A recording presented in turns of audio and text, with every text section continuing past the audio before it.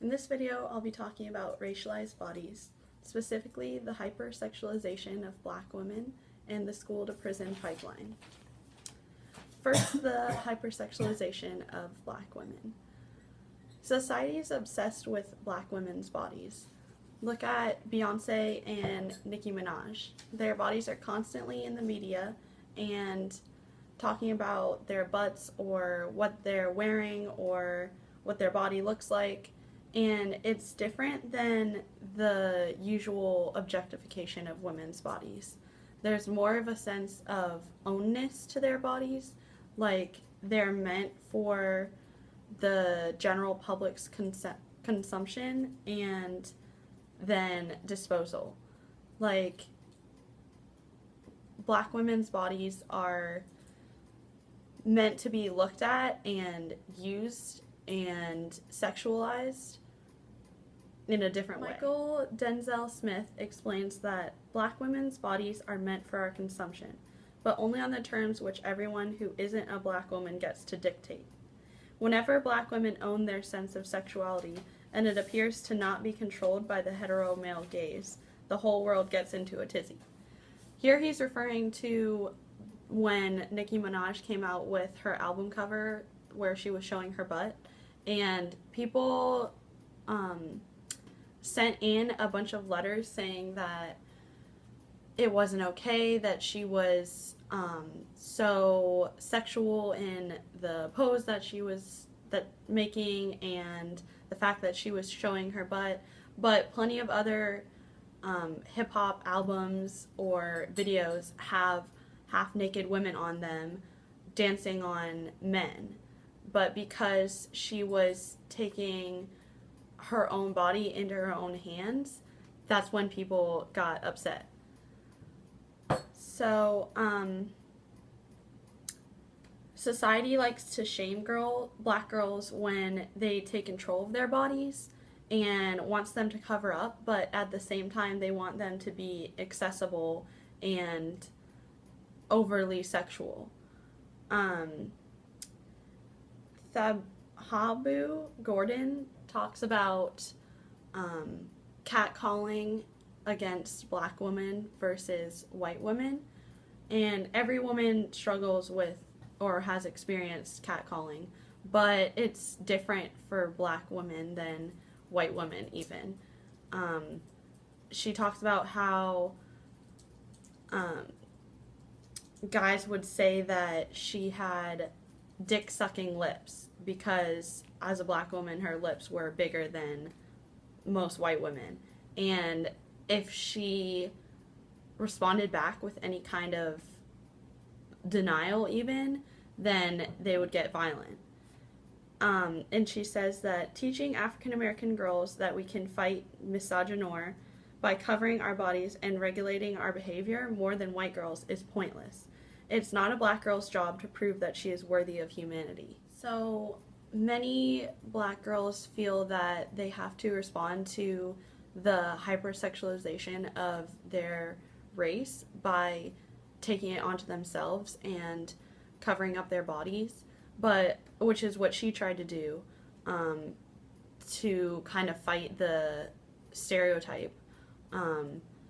But it's what she's saying is it's not her responsibility to act a certain way or dress a certain way, because regardless she's gonna be hypersexualized. Like when they referred to her lips, she said she was wearing jeans and a bulky jacket. So even if she tries to take it onto herself, it's not gonna change. It's society's problem that they need to recognize. So on to the school-to-prison pipeline.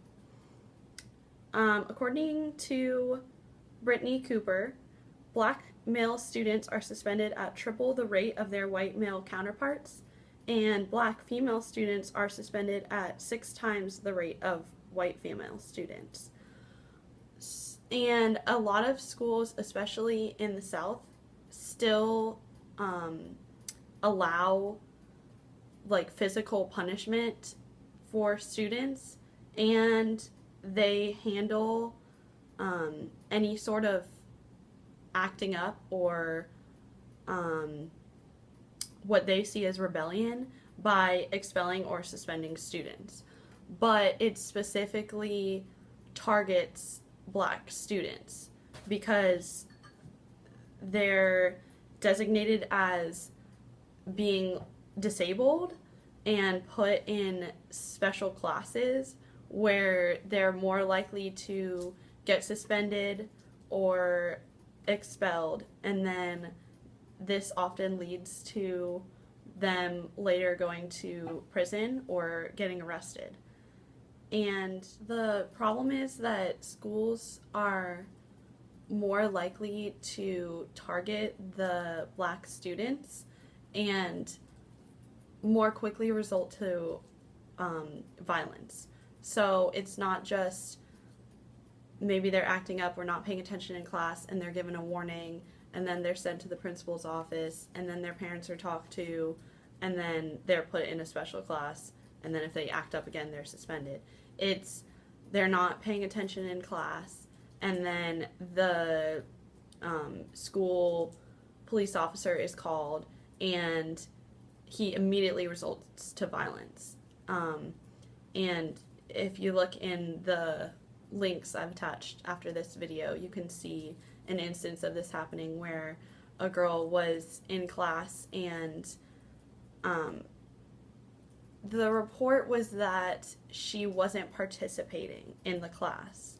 And the police officer was immediately called and she stayed completely still and he grabbed her by the neck and threw her to the ground and had her arrested. You see a disparity between the actions of the students and the response of the school, especially for black kids.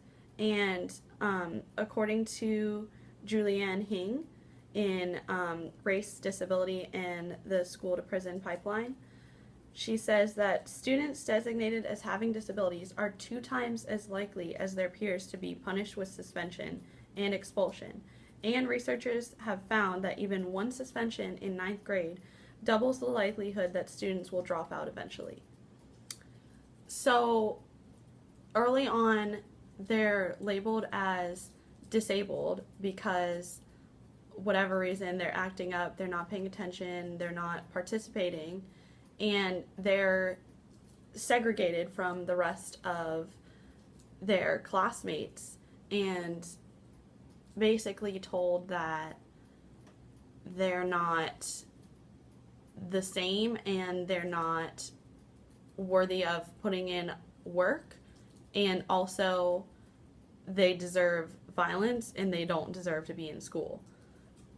So they're more likely to get suspended and expelled if they act up because they're already placed in that category, and then this later on often leads to time in prison. And there's studies that show that time in prison leads to more time in prison. So it's just a general slippery slope. So to summarize what I've been saying, racialized bodies are affected by the perceptions that society has about them, and this affects how women, black women specifically, have to carry themselves, and it gets disturbed when they decide to take their bodies into their own hands rather than existing for the hetero male gaze. And it also affects how black kids have to function in social and school settings because their bodies are associated with defiance and disturbance. So any amount of independence is interpreted as disobedience, and it's usually responded to with overreaction and violence.